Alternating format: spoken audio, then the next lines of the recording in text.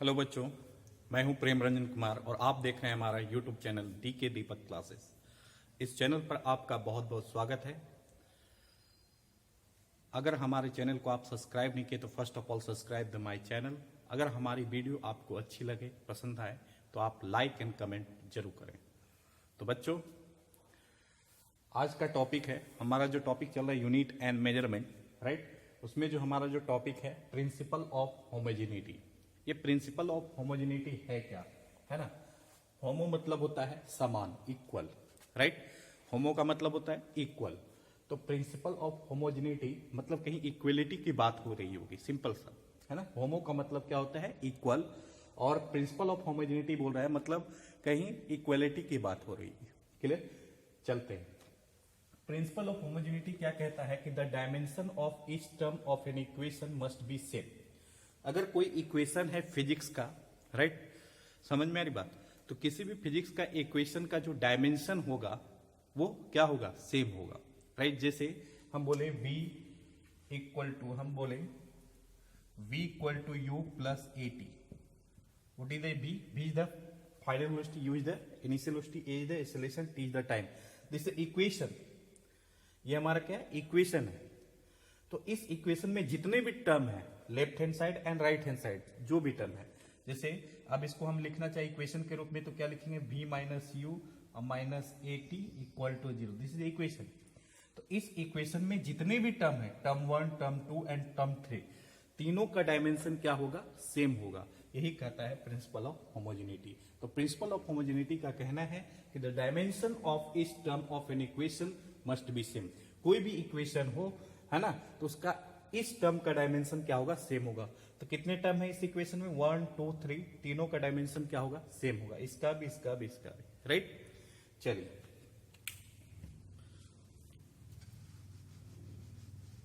आइए, इसी को अनदर वर्ड में कह सकते हैं, we can add and subtract similar physical quantity. हम किसी सिमिलर फिजिकल क्वांटिटी को ऐड या सब्ट्रैक्ट करते हैं। जैसे हम बोलेंगे कि एक मास है 2 kg और एक वेलोसिटी है 6 मीटर पर सेकेंड। क्या ये दोनों को ऐड करेंगे, नहीं, क्योंकि ये सिमिलर फिजिकल क्वांटिटी नहीं है। ये मास है और ये वेलोसिटी है। तो 2 kg अब प्लस 6 मीटर पर सेकेंड, क्या लिख सकते हैं, आंसर है नो, है ना। तो दो सिमिलर फिजिकल क्वांटिटी को हम क्या कर सकते हैं, ऐड और सब्ट्रैक्ट कर सकते हैं। डिफरेंट फिजिकल क्वांटिटी और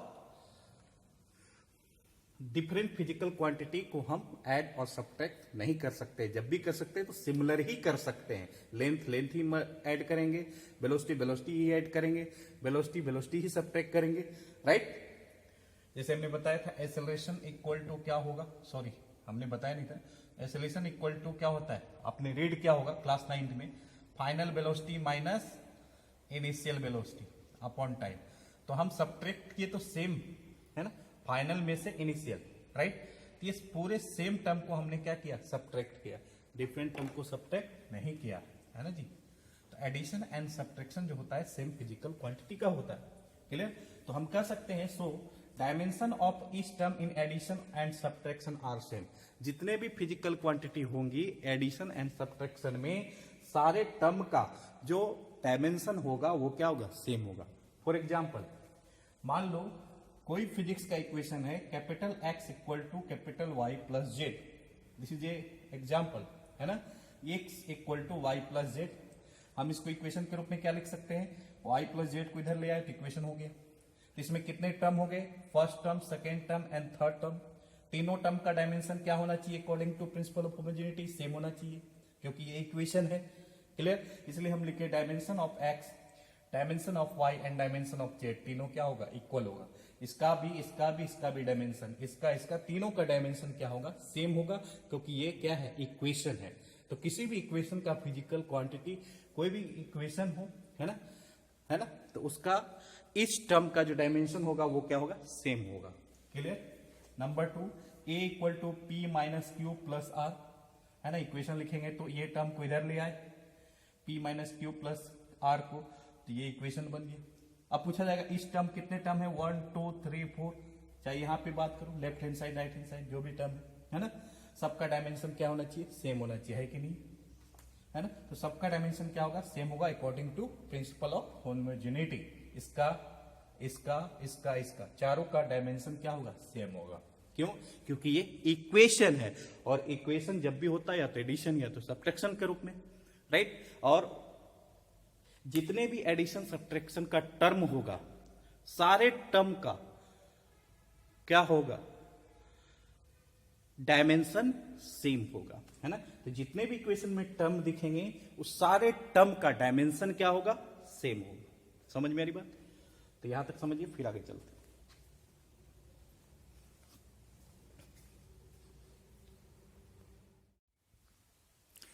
तो बच्चों देखते हैं, एक एग्जांपल है, फाइंड द डायमेंशन ऑफ, यहां पे क्वेश्चन दिया हुआ है, क्वेश्चन है find the dimension of small A and small B. A और बी का हमको डायमेंशन निकालना है, जिसमें हमको इक्वेशन दिया हुआ है v equal to a plus b t. This is equation is given, है ना, v equal to a plus b t, where b is the velocity and t is the time. v हमारा velocity है, t हमारा time है। तो a और b का dimension हमको फाइंड करना है।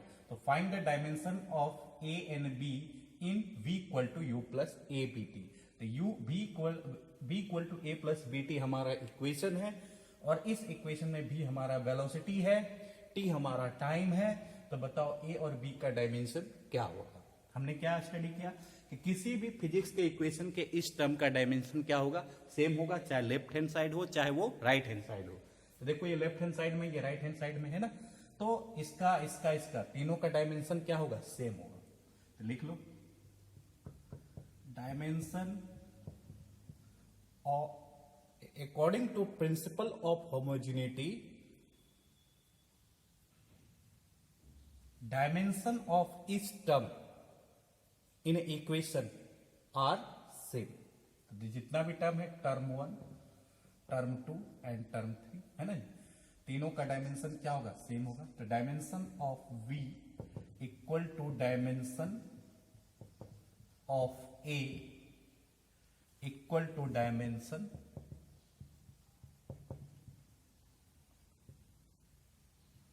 Of b t. जितने भी टर्म है सबका डायमेंशन क्या होगा, सेम होगा। बीटी का डायमेंशन, इसका डायमेंशन एंड इसका डायमेंशन, तीन टर्म है, तीनों का डायमेंशन सेम होगा। हमको ए का डायमेंशन निकालना है, तो हम इसका डायमेंशन क्या, ये वेलोसिटी है, तो वेलोसिटी का डायमेंशन हमको पता है क्या होता है, एल टी पे पावर -1। और टाइम का डायमेंशन क्या होता है, तो capital T. Dimension of a कितना हो जाएगा, है ना, dimension of v equal to dimension of a। तो जो v का डायमेंशन होगा वही a का डायमेंशन होगा। तो a का डायमेंशन क्या हो जाएगा, एल टी पे power -1। That answer clear. Second part, अब b का डायमेंशन निकालना है, क्लियर। तो dimension of v equal to dimension of b t. T का डायमेंशन हमको पता है, कैपिटल टी।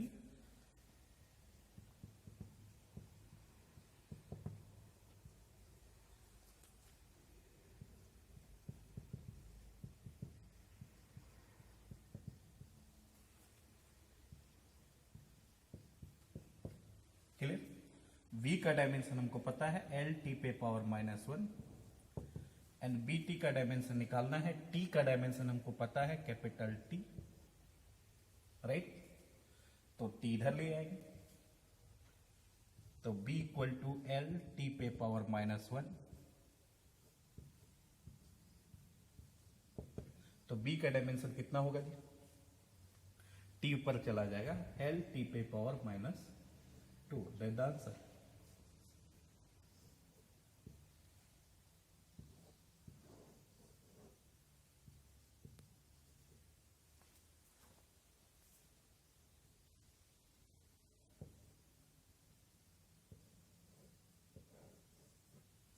Any doubt?